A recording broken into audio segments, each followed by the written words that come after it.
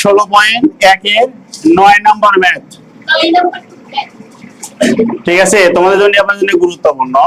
দেখো এখানে বলতেছে একটি সমবাহু ত্রিভুজের অভ্যন্তরস্থ একটি বিন্দু থেকে তিনটির উপর অঙ্কিত লম্বের দৈর্ঘ্য যথাক্রমে 6 সেন্টিমিটার, 7 সেন্টিমিটার, 8 সেন্টিমিটার। ত্রিভুজটির বাহু দৈর্ঘ্য এবং ক্ষেত্রফল নির্ণয় করো।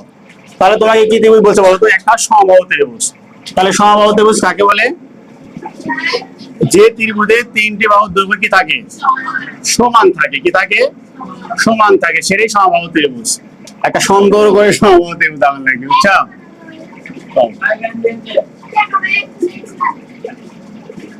A B C. যেহেতু বলছিল যে একটা সমবাহু ত্রিভুজের অভ্যন্তরস্থ কোন বিন্দু থেকে বাহুগুলোর উপর বা বাহু তিনটির উপর লম্বের দৈর্ঘ্য 6 সেন্টিমিটার, 7 সেন্টিমিটার এবং 8 সেন্টিমিটার দেওয়া আছে, তাহলে বাহুর দৈর্ঘ্য ক্ষেত্রফল নির্ণয় করো। তাহলে কি করলাম আমরা? এটা সুন্দর করে একটা সমবাহু ত্রিভুজ অঙ্কন করব। করার পরে এখন এর ভিতরে, ঠিক আছে, অভ্যন্তরস্থ মানে কি মাঝখানে, অথবা এই ত্রিভুজের যে কোনো এক জায়গাতে একটা বিন্দু দিয়ে নিবা। ঠিক আছে, তাহলে আমরা ওই বিন্দুর নাম দিলাম কি? ও দিয়ে রাখলাম। এখন এর উপর লম্বের দৈর্ঘ্য একটা দিলাম ও ডি, একটা দিলাম ও ই, আর দিলাম কি? ও এফ। এই তিনটা আমাদের বাহুর দৈর্ঘ্য এমন ভাবে অঙ্কন করব, একটা ছোট, তার চেয়ে বড়, তার চেয়ে বড় হয়। কেন? যেহেতু একটা দৈর্ঘ্য, আর কত হচ্ছে যে 7 সেন্টিমিটার, আর কত? 8 সেন্টিমিটার, মানে এই সেন্টিমিটার। ঠিক আছে, এটা আমাদের দেওয়া আছে। এখন এখানে লম্বের দৈর্ঘ্য আছে। বলতো এই লম্বগুলো দিয়ে এখন কিন্তু কোনো ত্রিভুজ গঠন হয়নি। এখন এই লম্ব যদি ব্যবহার করতে চাই আমরা, তাহলে এখানে কি হতে হবে? একটা ত্রিভুজ হতে হবে। কি বলে বলো? ত্রিভুজ। এর জন্য আমাদের করতে হবে কি? এই যে যে আমাদের এ বি সি বিন্দুর শীর্ষবিন্দু আছে, এই শীর্ষবিন্দু গুলোর সাথে এই ও বিন্দু হলো যোগ করব। কি হবে? আমরা যোগ করব।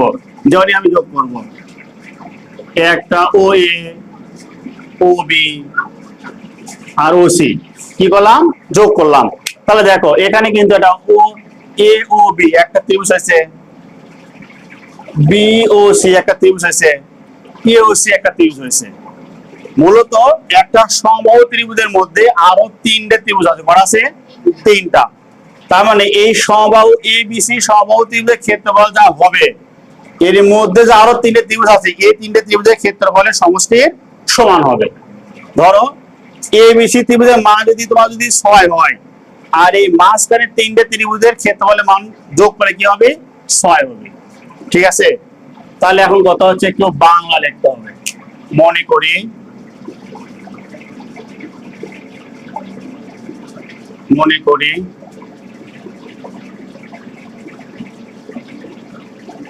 সমবাহু ত্রিভুজ এবিসি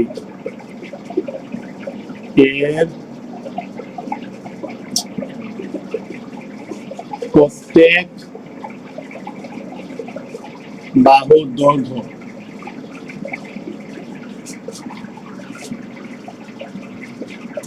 এবি সমান বিসি সমান এসি সমান সমান এ সেন্টিমিটার। এর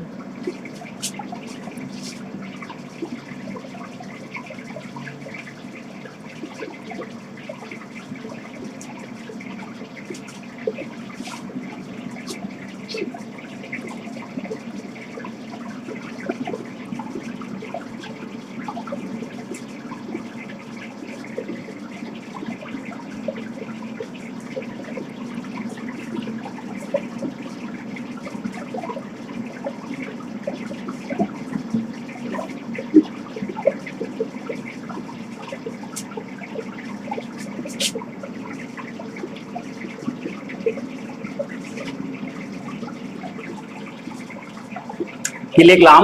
মনে করি সমবাহু ত্রিভুজ এবিসি এর প্রত্যেক বাহুর দৈর্ঘ্য এবি সমান বি সমান এ সমান কি? এ সেন্টিমিটার। আর এর অভ্যন্তরস্থ ও বিন্দু থেকে বাহু তিনটির উপর লম্ব যথাক্রমে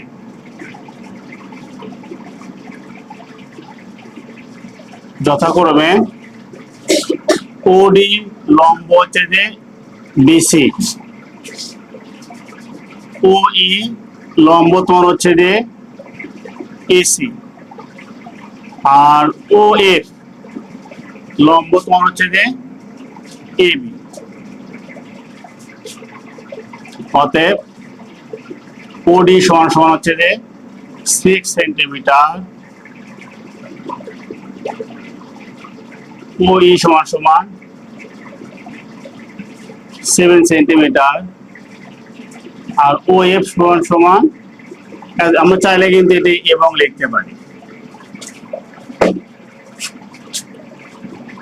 আর কথা মনে রাখবা, আমি যে এখানে ওডি সমান 6 লিখছি, এলে কিন্তু লম্বের দৈর্ঘ্য নির্দিষ্ট করা নাই, যে মোড় ছোট হবে সে মোড় ছোট মান দেবা। যদি এখানে আমার ও এফ ছোট হইতো তাহলে ওটা 6 দিতাম, তার চেয়ে বড় যদি 7 দিতাম, তারপর সেটা 8 দিতাম। কারণ ভাবো না আমার এখানে স্যার এখানে হচ্ছে যে বা ভাইয়া যে ওডি সমান 6 আমারও তাই দেওয়া লাগবে, তাই না, এর মান নির্দিষ্ট না, ইচ্ছা মতো দিয়ে দিবা। ওকে, মাথায় রেখে দিবা।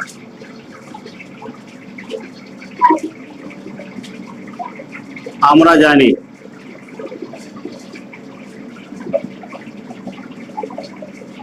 সমবাহু ত্রিভুজ এবিসি এর ক্ষেত্রফল, অথবা এটি লিখতে পারি এখন কি লিখলাম যে এখন সমবাহু ত্রিভুজ এবিসি এর আমাদের সমবাহু ত্রিভুজের ক্ষেত্র সূত্র কি বলো তো? যে √3 ডিভাইডেড বাই 4 স্কয়ার। যেহেতু এখানে বাহু আমাদের এই আছে, সরাসরি আমি এই দিয়ে দিলাম, কোনো সমস্যা নেই। এত বর্গ একক, যেহেতু এখানে আমাদের সেন্টিমিটার আছে সেজন্য আমি কি লিখবো এখানে বর্গ সেমি। ওকে, তো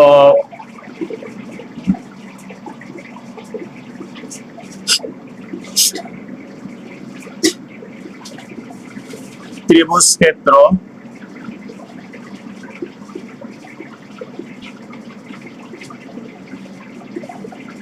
বিওসি এর ক্ষেত্রফল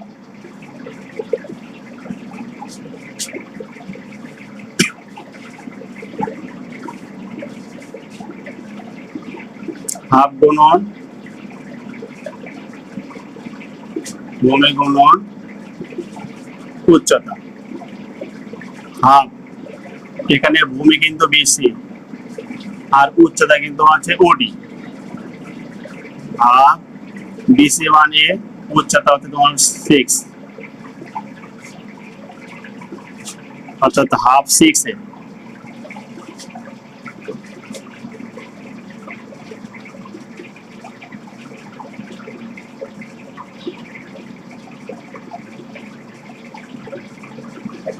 অনুরূপ ভাবে ত্রিভুজ ক্ষেত্র এওসি এর ক্ষেত্রফল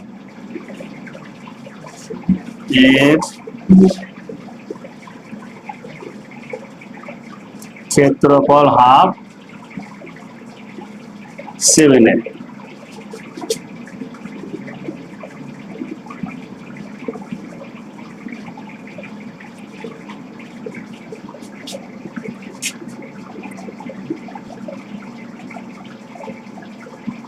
ত্রিভুজ ক্ষেত্র এওবি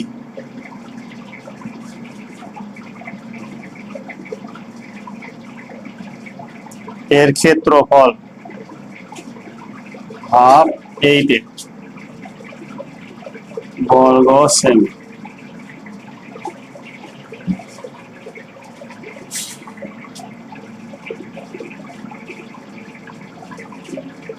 সপ্তম।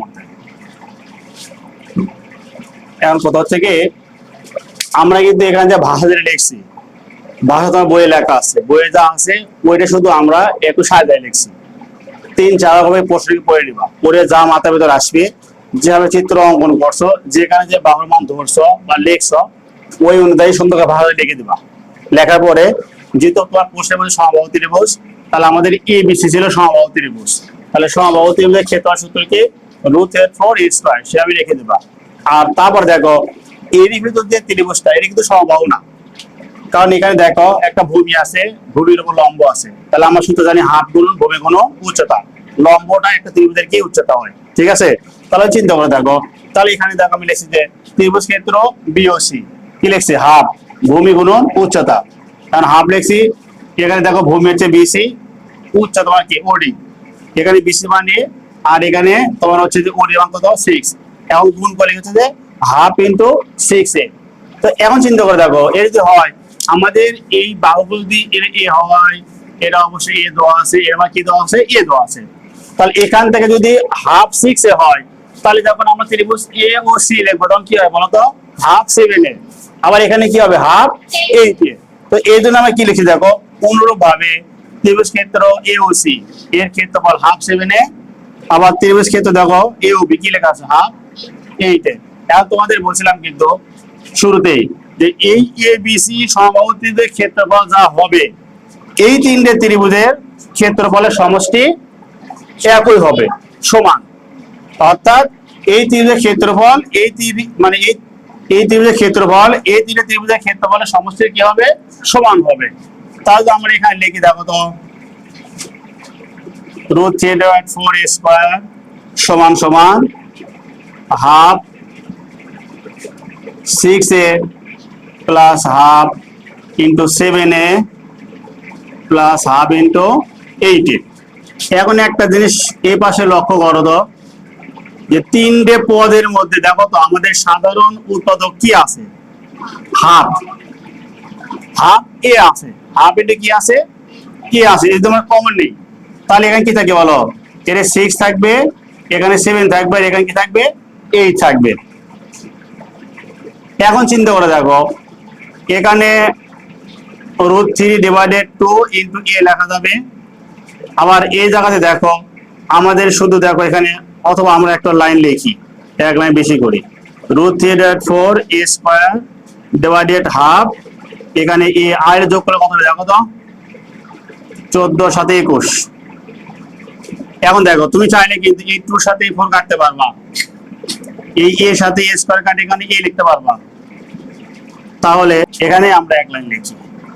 তাহলে এখানে কি হচ্ছে বলো, এখানে বার হচ্ছে তোমার হচ্ছে যে √3/2 এ, আর এখানে 21। এ পর্যন্ত কারো কোনো কথা আছে? পরে লেখো, একটু পরে লেখো, এই পর্যন্ত তোমাদের কারো কোনো কথা আছে? বলছি আবারও ভাষা থেকে লিখে দেবা, ত্রিভুজের ক্ষেত্রফল সূত্র জানো, সূত্র নাই সূত্র লিখবা, যা যা মান আছে মানগুলো বসাই দেবা, আর এইগুলো ক্যালকুলেশনটা তোমাদের নিজের মতো করবে, কোনো সমস্যা নাই, ঠিক আছে। যে এখানে তিনটার মধ্যে হাফে আছে, আমরা হাফে কমন নিয়েছি, তাহলে এখানে 6, এখানে 7, এখানে 8, এগুলো যোগ করা কত হচ্ছে 21। আর এখান থেকে আমরা এই পাশের এ স্কয়ার কে এ দ্বারা ভাগ করতে পারবো, আর এই 4 কে 2 দ্বারা ভাগ করতে পারবো, ভাগ করলে এখানে √3/2 এ থাকে, আর এখানে হচ্ছে 21 থাকে। এখন বলছে এটা বুঝছো তোমরা? এখন কোথা থেকে শোনো, এলে তুলছো তোমরা এই থেকে, বা আমি তো আর গুণ করি, √3 আর 21 যখন কত হচ্ছে 42, আর এখান থেকে √3 এখানে গুণ আকারে আছে, পাগতে লিখে যাবে বা, এখন √3 মানে তোমার হচ্ছে 42 ভাগ, অর্থাৎ 42 ভাগ হচ্ছে √3 দাও, কত হয়ে যাবো, তাহলে 42 ভাগ √3 দিলে কত 36.25 সেন্টিমিটার প্রায়।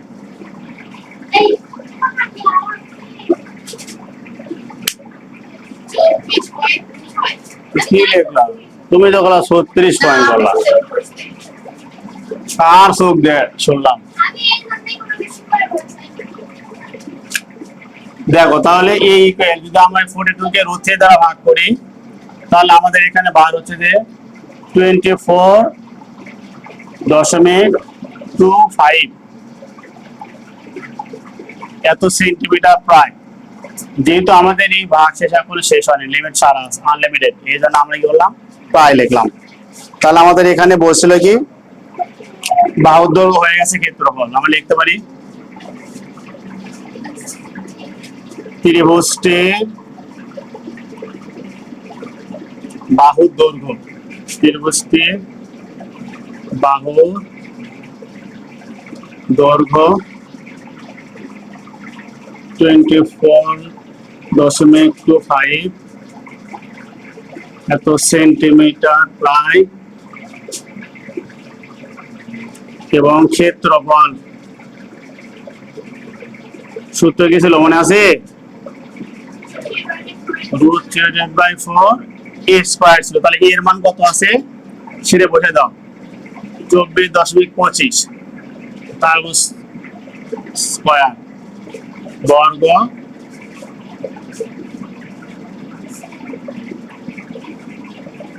বর্গ সেমি। এখন আমরা যদি এটা ক্যালকুলেটর ইউজ করি তাহলে √3 গুণন 0.25 তারপর স্কয়ার ভাগ হচ্ছে তোমার হচ্ছে 4,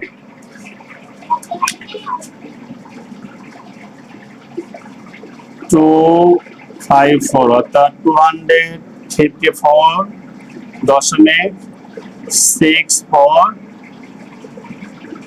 বর্গ সেমি। তাহলে কিন্তু আমাদের এ একটা অ্যান্সার আর উপরে এ একটা অ্যান্সার, আর এখানেও প্রায় লিখতে পারি।